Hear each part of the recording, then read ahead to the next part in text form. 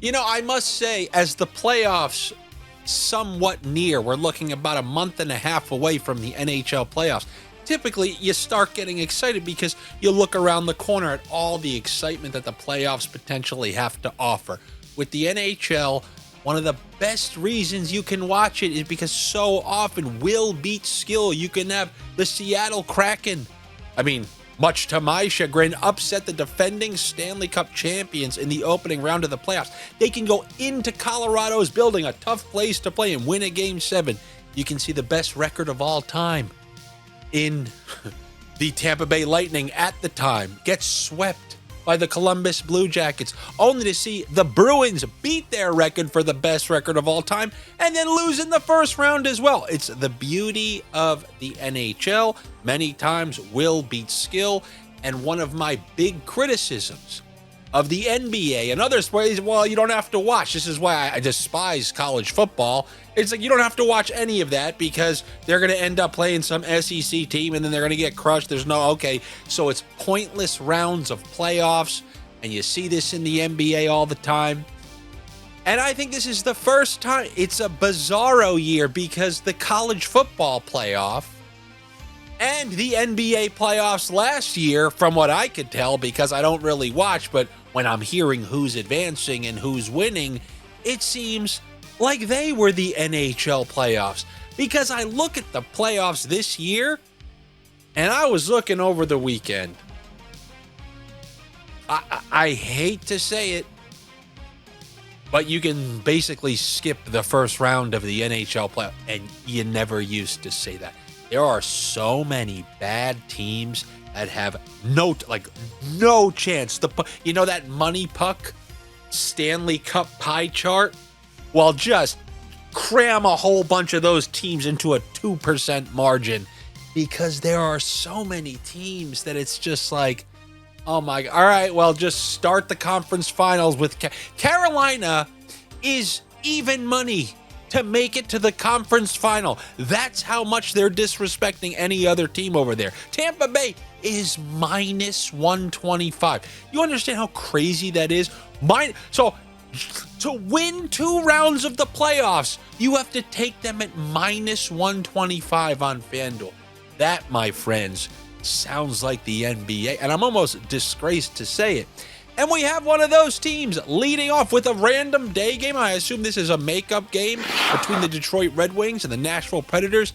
This game is to be taking place in Nashville. Detroit coming off a loss against the Carolina Hurricanes, who are going to be playing on this slate, but later they're going out west. Have a little sniff for you in that game.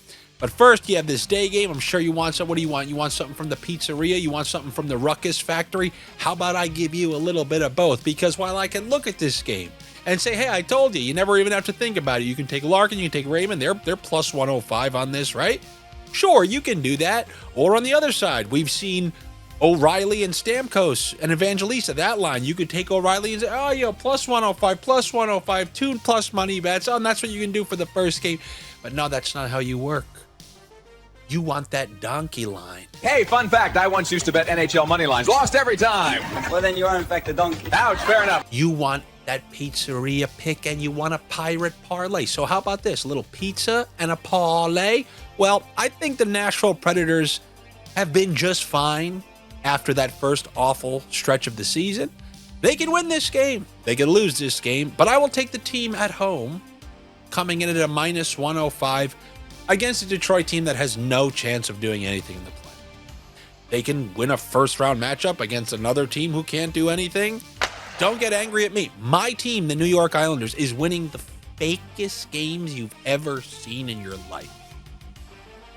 The last 2 wins, you got to see the interview with Adam Fantilli on Saturday. He goes, I don't know how we lost that game. I've never seen a team get that many lucky bounces that went directly in the net.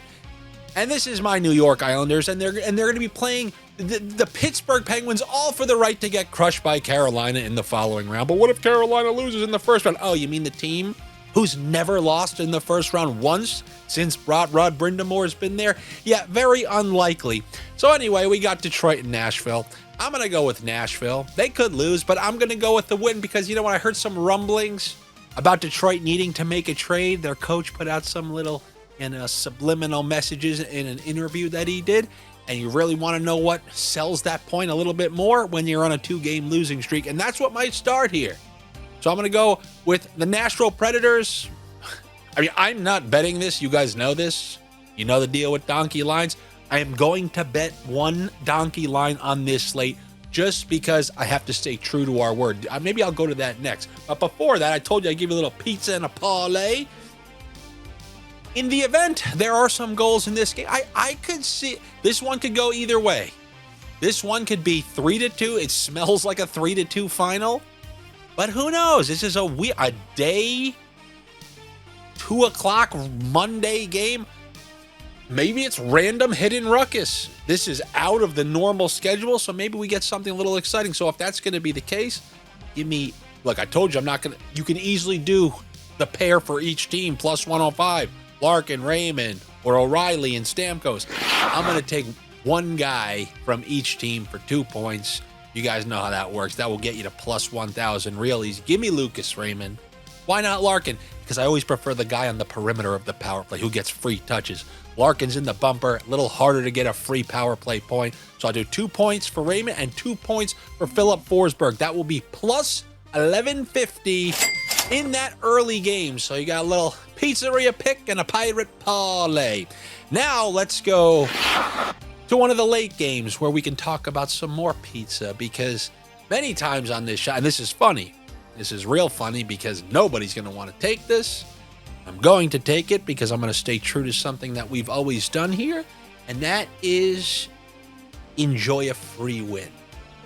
Wait, what do you mean? How do you get a free win? No, nothing's free. I took economics. They said there's no such thing as a free lunch, and there's no such thing as a free win. Yeah, technically you're right. But technically, your coach wasn't fired. And around these parts, when you fire a coach, it's very, very frequently accompanied with a free win.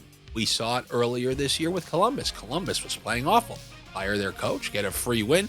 And I mean, they've been getting a lot more than just that free win ever since firing their coach. But the LA Kings couldn't be I mean, when I'm telling you to take a donkey line, there isn't a team out there that you want to click on less than these LA Kings, because they couldn't even beat the Golden Knights without all 5 of their Olympic players.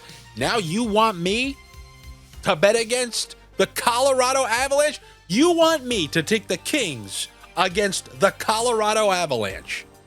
Well, yeah, that is what I'm asking. And if nothing else, even if you don't want to do it, it's a great example of, let's say I am right. Let's say the Kings do get the free win. You got to imagine you're getting paid out for that, right? You got to be getting paid out for that.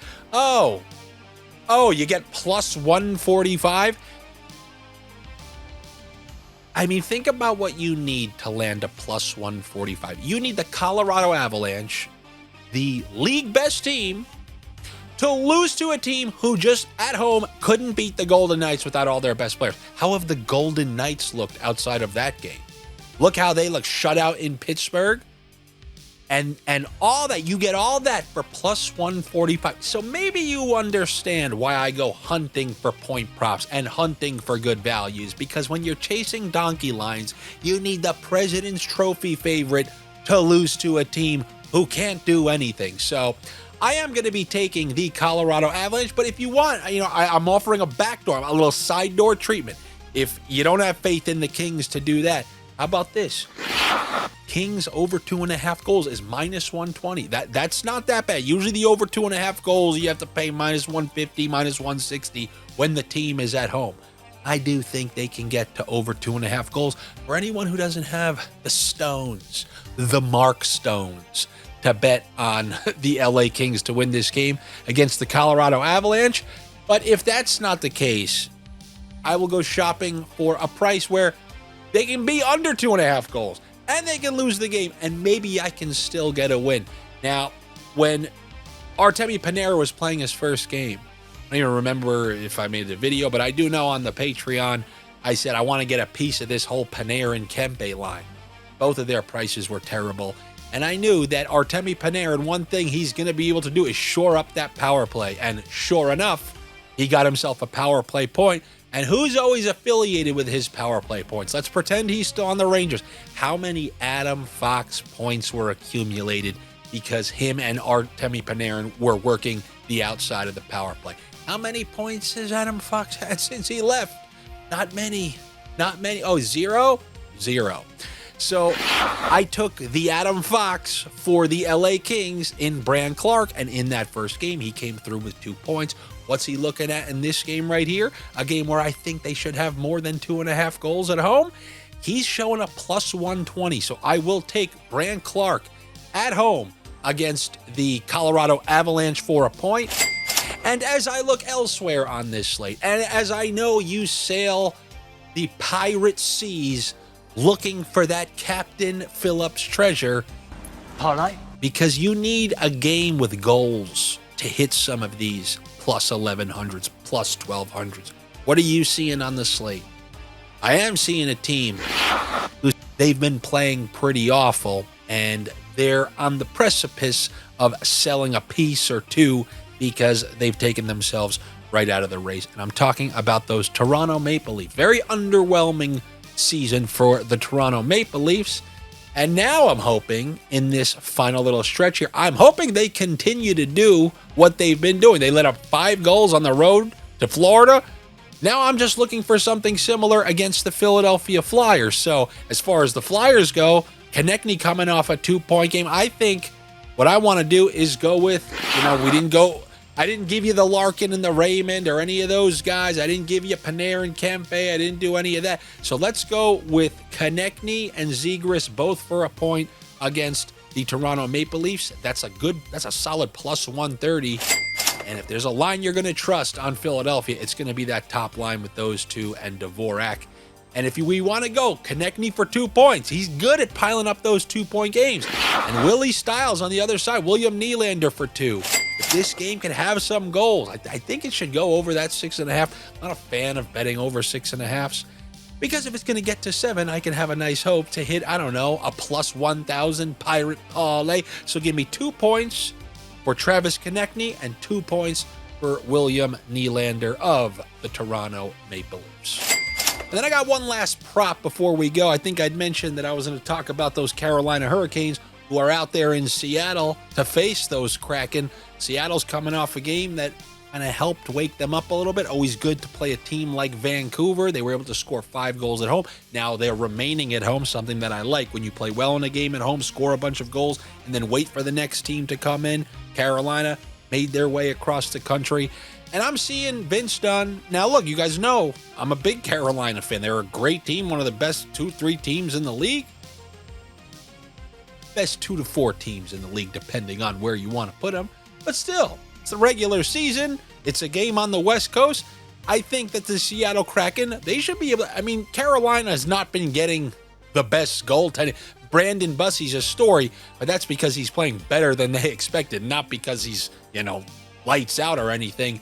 And I think after that 5-goal game at home from the Seattle Kraken, I think they should be able to score a couple of goals. And in my opinion, getting V.Dunn north of plus 120, a power play 1 quarterback, essentially, a guy who is very involved in that offense. It's Montour with the second unit, but V.Dunn with McCann and that unit, that's way more productive than the second unit. He gets 3-on-3 ice time and overtime. There is a lot of opportunity for someone like V.Dunn, and to see him at a plus 120, I just think that is slightly mispriced because of the opponent, but they're not in Carolina. This game sets up well for Seattle to potentially, maybe sneak an upset or get it to overtime. I don't know, maybe a 4-3 final, something like that, but I think V.Dunn at plus 120 is a very good deal, and that is how I will end it. I already smacked you with a couple of pirate parlays. That's why you got to watch the video. You never know. So, if it goes late, you're going to skip through. I got to have, intermittent fasting, intermittent parlaying. So you had a couple of those in there, and you want to know what you can do now that you've reached this part of the video? You can do those things that help me out. You can like this video. You can comment on the video. But what should I comment? I'm one of these people who has no inner monologue, and I don't have thoughts for myself. I don't know. Pick up a book anywhere in your house, turn to page 11, and just type the first sentence you see. and that will be your comment. So you can comment that. Like I said, like, subscribe, click the notifications so you know when these videos are coming out. They drop at all random times, all random days. So I think clicking those notifications will behoove you. If you're watching these videos on your phone, you can hype the video so that more people such as yourself see it. You want to help. This is, oh my, how did I meet my wife? I ended up hyping a video, and then she found Andy's video, and then every day we had a comment thread because we said, you know what, we can chat to each other while helping Andy's comment section and kicking this up out the algorithm. And then Andy showed up at our wedding, and you want to know what he said? On the way out with the just married things hanging, he said, hey, glad you finally have your car. So hopefully you guys can do all that for me, but if not, don't worry, there's something even better than all that. You can be the lone sponsor here on this show. Wait, how can you do that? By joining the Patreon at patreon.com/AndyFrancis. That's how you can support what I'm doing here. That's how you can get updated sniffs if I find anything out throughout the day. You know, like, oh my God, they changed all the lines on this team. So here's a play that I like. Yesterday on the Patreon, I had noticed that Aaron Ekblad bumped Uvis Balinskis off the top power play. His point was coming in at like plus 130. Let everybody know. We put that out there. Those are the types of things that throughout the day I could put there. So if you want, you can join over there at patreon.com/AndyFrancis. Maybe you'll even like the other sniffers in the chat. Maybe you're a 9-leg goal scorer parlay kind of guy. If you are, I'm sure the crowd is there for you. So I hope to see you over there. If not, I will see you tomorrow for the next round of NHL Sniffs. All right, let me hear it. Who here watches Andy Francis on YouTube? Oh, you love him, huh? Well, then why the hell aren't you liking, commenting, and hyping his videos? I know this crowd. You're a bunch of lookers, not likers. You're silent enjoyers who refuse to give a click. Boo, boo.